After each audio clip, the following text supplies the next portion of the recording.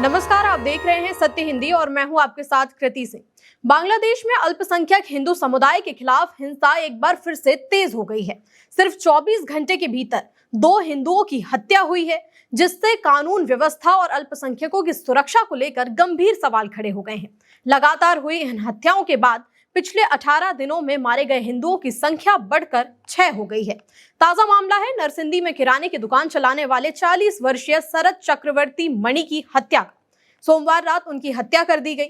मणि पर पालाश उपजिला के 4 सिंदूर बाजार में उस वक्त धारदार हथियारों से हमला किया गया जब वो रोज की तरह अपनी दुकान चला रहे थे। बांग्लादेश के न्यूज चैनल ब्लिट्ज ने चश्मदीदों के हवाले से बताया कि कुछ अज्ञात हमलावर अचानक उन पर टूट पड़े और उन्हें गंभीर रूप से घायल कर दिया।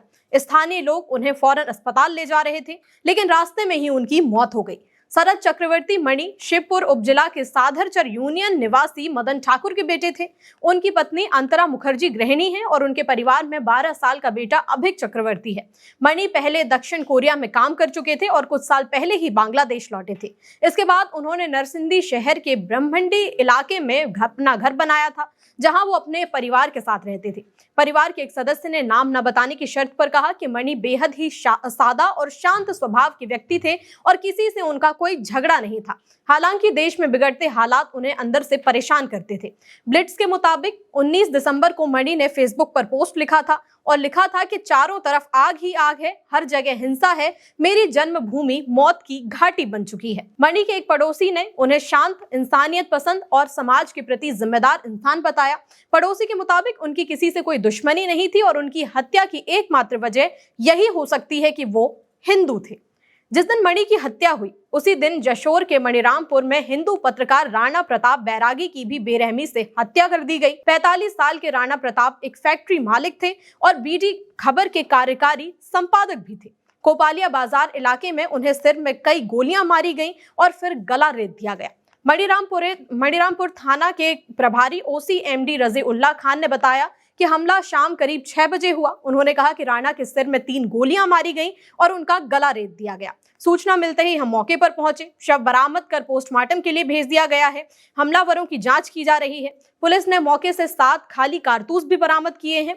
घटना के वक्त मौके पर मौजूद रिपन हुसैन ने बताया कि हमलावर मोटरसाइकिल पर आए थे। उन्होंने राणा को उनकी आइस फैक्ट्री से बाहर बुलाया, कई गोलियां मारी और तुरंत फरार हो गए। राणा प्रताप केशवपुर उपजिला के अरुआ गांव के रहने वाले थे और एक स्कूल शिक्षक के बेटे थे। वो पिछले 2 साल से आइस फैक्ट्री चला रहे थे। राणा की हत्या बांग्लादेश में हिंदुओं पर हो रहे लगातार हमलों की कड़ी का एक हिस्सा है। इससे पहले मयमनसिंह जिले में पिछले महीने दीपू चंद्र दास नाम के एक गारमेंट फैक्ट्री कर्मचारी को भीड़ ने पीट कर मार डाला। इसके बाद उसके शव को पेड़ से लटका दिया गया और आग लगा दी गई। पिछले हफ्ते एक और मामला सामने आया जब 50 साल के एक दवा दुकानदार और बीकैश मोबाइल बैंकिंग एजेंट खोकन दास दुकान बंद कर घर लौट रहे थे। केहर भंगा बाजार के पास तिलाई इलाके में 3-4 हमलावरों ने उन पर हमला किया। बाद में इलाज के दौरान उनकी मौत हो गई। वहीं पिछले हफ्ते ही मयमनसिंह में बजेंद्र बिस्वास नाम के एक हिंदू गारमेंट फैक्ट्री कर्मचारी की भी फैक्ट्री में ड्यूटी के दौरान गोली मारकर हत्या कर दी गई।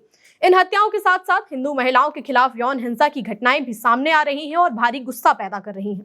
झेनाइदा जिले के 40 साल की एक हिंदू विधवा के साथ 2 स्थानीय लोगों ने कथित तौर पर बेरहमी की। महिला को प्रताड़ित किया गया, उसके साथ रेप किया गया, उसे पेड़ से बांध दिया गया और उसके बाल काट दिए गए।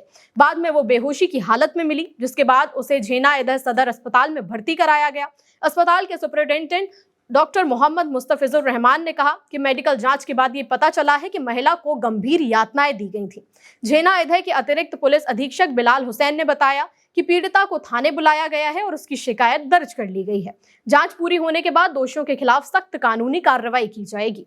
इस मामले में दोनों आरोपियों को गिरफ्तार भी कर लिया गया है।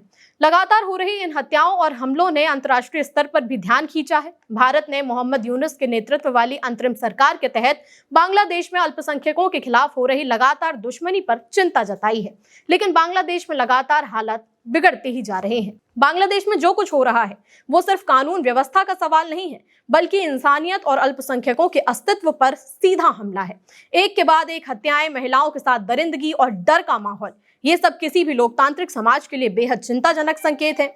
सवाल तो यह है कि क्या बांग्लादेश की सरकार अल्पसंख्यकों को सुरक्षा देने में नाकाम साबित हो रही है, या फिर यह हिंसा अब सामान्य बना दी जा रही है। आपकी क्या राय है, हमें कमेंट करके बताइए। साथ ही वीडियो को लाइक और शेयर करें, और हाँ, चैनल को सब्सक्राइब करना ना भूलें। फिलहाल के लिए इतना ही। नमस्कार। Copyright disclaimer under Section 107 of the Copyright Act 1976. Allowance is made for fair use for purposes such as criticism, comment, news reporting, scholarship, and research. Fair use is a use permitted by copyright statute that might otherwise be infringing.